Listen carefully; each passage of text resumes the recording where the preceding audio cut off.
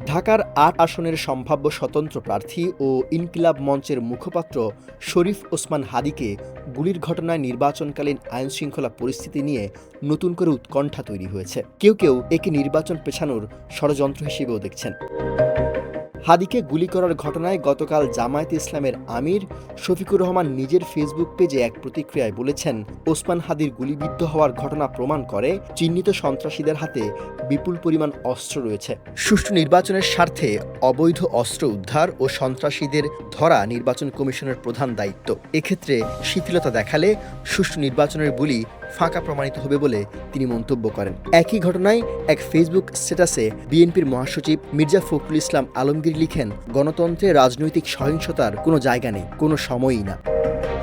জাতীয় নির্বাচনের তফসিল ঘোষণার পরদিন রাজধানীতে দিনের বেলায় সম্ভাব্য একজন প্রার্থীকে গুলির ঘটনায় নির্বাচনকালীন আইন শৃঙ্খলা পরিস্থিতি নিয়ে নতুন করে উৎকণ্ঠা তৈরি হয়েছে। রাজনৈতিক দলগুলো বলছে নির্বাচনের সামগ্রিক নিরাপত্তা নিয়ে উদ্বেগ তৈরি হয়েছে। এমন ঘটনা তৈরি করে যাতে কেউ নির্বাচন বাধাগ্রস্ত করতে না পারে, সরকার ও নির্বাচন কমিশনকে সেটা নিশ্চিত করতে হবে। রাজনৈতিক দলগুলো মনে করে ঢাকা ৮ আসনের সম্ভাব্য স্বতন্ত্র প্রার্থী ও ইনকিলাব মঞ্চের আহ্বায়ক শরীফ ওসমান হাদীকে যেভাবে লক্ষ্যবস্তু বানিয়ে গুলি করা হয়েছে তা সুষ্ঠু নির্বাচনের জন্য একটি অশনি সংকেত। এটি সুষ্ঠু নির্বাচনের পরিবেশ নষ্ট করবে এবং মানুষের মধ্যে ভীতি তৈরি করবে।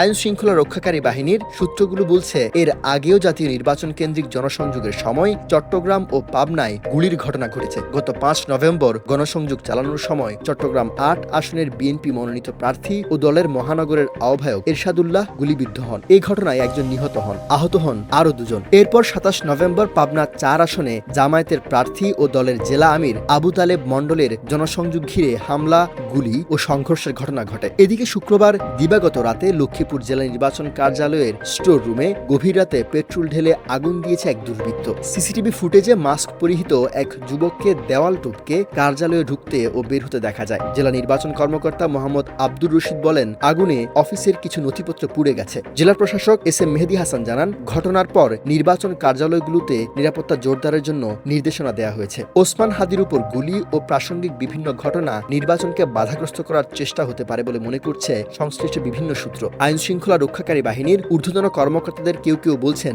দীর্ঘদিন ধরে একটি পক্ষ নির্বাচন হতে দেওয়া হবে না বলে হুমকি দিয়ে আসছিল। তাদের ছাড়া নির্বাচন হলে ভোট প্রতিহত করার ঘোষণাও এসেছে। এরই অংশ হিসেবে এই ঘটনা হতে পারে বলে মনে করছেন তারা। অন্তর্বর্তী সরকারও এই ঘটনাকে নির্বাচন বাধাগ্রস্ত করার একটি চেষ্টা হিসেবে দেখছে। প্রধান উপদেষ্টা অধ্যাপক মোহাম্মদ ইউনূস শুক্রবার এক বিবৃতিতে বলেন, নির্বাচনকে বাধাগ্রস্ত করার উদ্দেশ্যে কোনো ধরনের সহিংসতা বরদাস্ত করা হবে না। জনগণের নিরাপত্তা এবং প্রার্থীদের অবাধ চলাচল নিশ্চিত করা আমাদের দায়িত্ব। দোষীরা যেই হোক আইনের আওতায় আনা হবে। আসন্ন নির্বাচন শান্তিপূর্ণ, অংশগ্রহণমূলক ও নিরাপদ পরিবেশে অনুষ্ঠিত হওয়ার জন্য সব রাজনৈতিক পক্ষ, কর্মী, সমর্থক এবং নাগরিকদের প্রতি শান্তি ও সংযম বজায় রাখার আহ্বান জানান প্রধান উপদেষ্টা।